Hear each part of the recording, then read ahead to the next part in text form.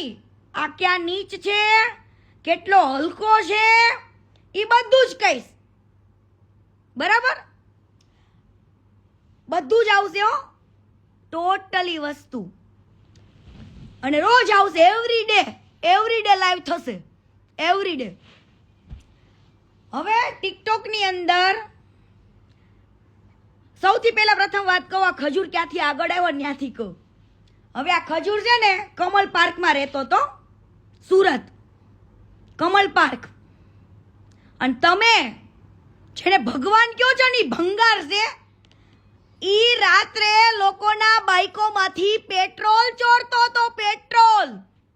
અને એના જૂના ઇતિહાસો જાણવા હોય તો જાણી લેજો. ચોરીની, મારામારીની એવી બધી જ ફરિયાદો થઈ છે. પેટ્રોલ ચોરતો તો, ચંપલિયા ચોરતો તો, લગનમાં કોકના લગન થતા હોય ને ત્યાંથી ગિફ્ટો ચોરતા હતા. આ હેતો ને બાલો, કોણ? આ હેતો ને બાલો, ચંપલ ચોર, પેટ્રોલ ચોર. કોકને ત્યાં લગન થતા હોય ત્યાં ગિફ્ટો ચોર.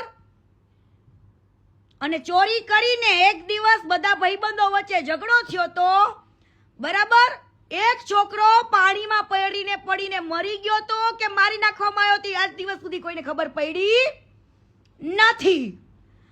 અને આજે પણ ભંગાર, તારા જે પિતાશ્રી છે ને જાની દાદા, એની આજે પણ રિસ્પેક્ટ કરું, કેમ કે એમના વખાણ બહુ સાંભળ્યા છે માર્કેટમાં. જાની દાદા એવું કહેતા, જાની દાદા ખુદ એવું કહેતા કે આની કરતા પથ્થરા જૈનમાં હોત ને તો સારું હતું. એટલા હરામીના પેટના છે, હરામીના પેટના. રાતોરાત જ્યારે છોકરાઓ મરી ગયો ને, ઈ પછી આના ઉપર પોલીસ કેસ ને કેટલું થયું. આને બ્રાહ્મણ સમાજમાં કોઈ વેલ્યુ જ નથી.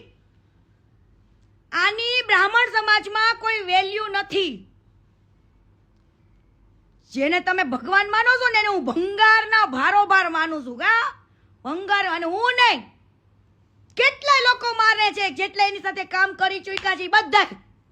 અને જેને કામના નામે લાવીને જેને ખોટી રીતના યુઝ કર્યો છે, કોમ્પ્રોમાઇઝ કર્યો છે ને, એ બધાની હાયો અડી ગઈ છે. આને હવે આને એની બધાની હાયો અડી ગઈ છે. ટન બાય ટન બધાના કોન્ટેક્ટ થઈ ગયા છે. હવે ટન બાય ટન રોજ આવશે લાઈવમાં. રાતોરાત સુરત છોડવું પડ્યું હતું.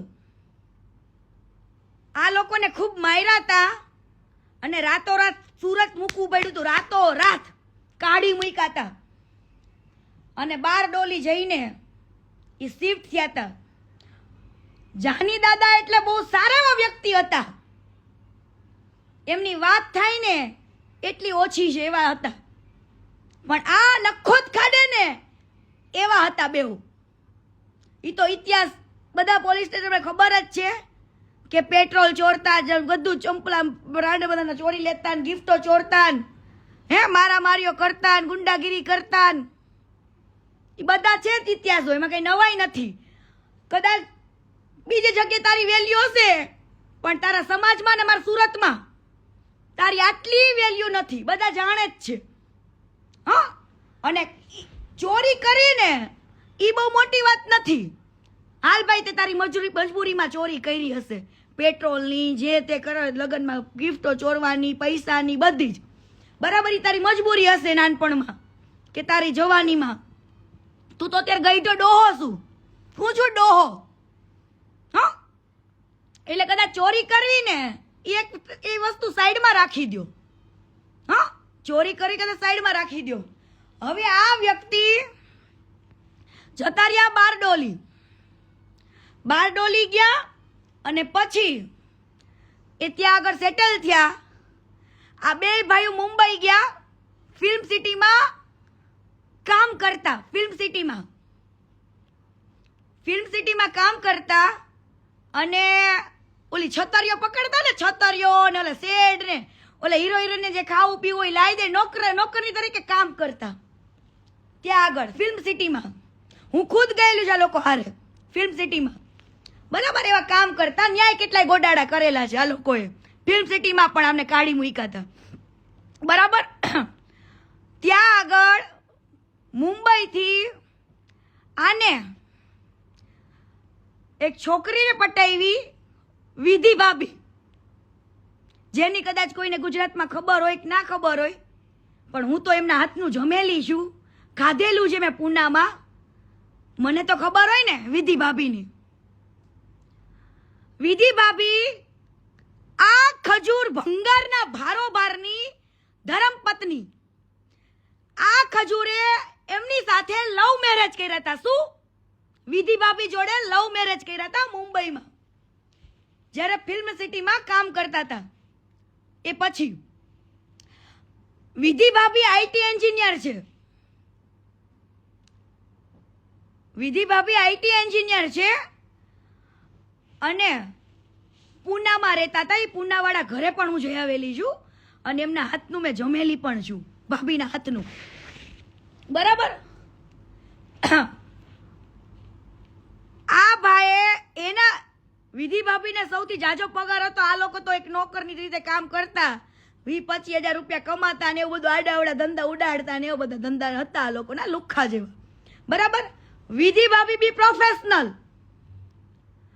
વિધિ ભાભી જે છે ને એ બી પ્રોફેશનલ, જે આ ભંગારની પેલી પત્ની, આ ભંગારની પેલી પત્ની, ઈ પણ લવ મેરેજ. શું? Love marriage. અને વિધિ ભાભી જેવી, સીતા જેવી તો કોઈ વ્યક્તિ ના હોય આ દુનિયામાં. વિધિ ભાભી જેવી તો કોઈ ના થઈ શકે. વિધિ ભાભીએ આ પરિવાર માટે એટલું કર્યું. પૂનાની અંદર સારી એવી આઈટી કંપનીમાં વિધિ ભાભી જોબ કરતા. વિધિ ભાભી જોબ કરતા અને વિધિ ભાભીનું સેલરી શું માનો છો? મહિનાનું 2.5 લાખ રૂપિયા. મહિનાની 2.5 લાખ રૂપિયા તો સેલેરી હતી. ભણેલી ગણેલી દીકરીને લવ મેરેજ કરીને એની સાથે લગ્ન કેમ કર્યા ને એ તમને કહું. ઓનલી ફોર એના પૈસા માટે.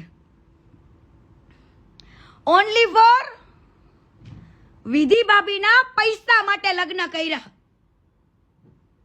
અને એના પૈસે બારડોલીમાં મકાન લીધું. જે મકાનમાં અત્યારે રહે છે, જે ફાર્મ ટાઈપ બનાવેલા છે ને મકાનમાં, એ વિધિ ભાભીના પૈસે મકાન લીધું, બરાબર. ત્યારબાદ ભાભીને પુના રહેવાનું, નોકરી કરવાની, કમાવાનું, પગાર લાવવાનો અને આ ભંગારને બારડોલીમાં રહીને મોજ કરવાની. કેવી મોજ? મન ફાવે ને એવી ભાભીઓ હારે ખોટું કરેલું છે. એની સાથે છોકરીઓ જે કામ કરતી હતી ને એની જોડે ખોટું કરેલું છે. કોમ્પ્રોમાઇઝ થી ને જ વાત. અને સમજો, ખોટું બોલતી હોય ને તો આવી જજે મારી સામે. મારી પાસે પડ્યા છો મેસેજ, મારી પાસે પડ્યા છે એ જૂના મેસેજ, બહુ વાંચવા છે. આ તો મારા બાપે મને ના પાડી હતી ને, ચૂપ રહેવાનું કીધું તો એટલે ચૂપ રહી હતી. પણ આજે એ સમય હવે આવી ગયો છે કહેવાનો.